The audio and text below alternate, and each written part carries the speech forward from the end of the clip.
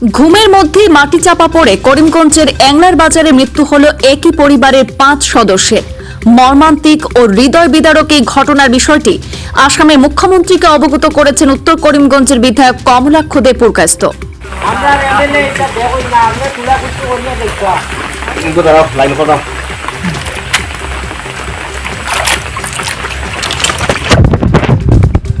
আজ ঘটনাস্থল পরিদর্শন করে করিমগঞ্জের বদরপুর অ্যাংলার বাজার বেন্দারকুল গ্রামে শোকাবহ ঘটনা নিয়ে প্রতিক্রিয়া ব্যক্ত করেছেন বিধায়ক কমলাক্ষ দে পুরকায়স্থ।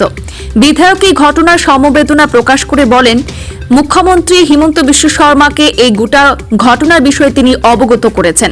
তাছাড়া জেলা শাসকের সাথে আলোচনা করে এবং ক্ষতিপূরণের ব্যবস্থা করার কথাও তিনি বলেছেন। দেখে নিন কি বললেন উত্তর করিমগঞ্জের বিধায়ক কমলাক্ষ দে পুরকায়স্থ। এবং ছোট্ট একটা শিশুও ছিল, দুটো বাচ্চাও ছিল। মর্মান্তিক ঘটনা, দুঃখজনক ঘটনা এবং সেই মর্মে ঘটনাস্থলে এখন আসলাম। প্রাক্তন এখানে জিপি সভাপতি আছেন, থেকে বিরাট থেকে শুরু সবাই এখানে আছেন।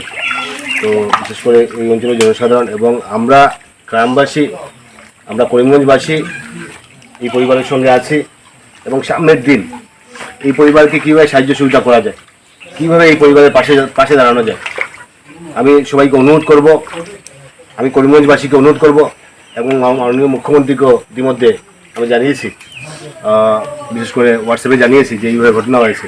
এবং আজকে তার জন্য আমরা সবাই এখানে আসলাম সামনের দিন, যাতে এই পরিবারকে যাতে আমরা সাহায্য সুবিধা করতে পারি, সর্বদা এই পরিবারের সঙ্গে থাকতে পারি। যাতে আজকে উপরওয়ালা যেহেতু ঘটনা করেছেন, আমাদের হাতে কিছু নেই, ন্যাচারাল ক্যালামিটিস। তো সেই সময়, এই সময় এবং এই দুর্যোগপূর্ণ সময় মানুষের পাশে দাঁড়ানো, মানুষের সঙ্গে থাকা, মানুষকে সহযোগিতা করা মানবতার পরিচয় এবং সেটাই মানব ধর্ম হওয়া উচিত।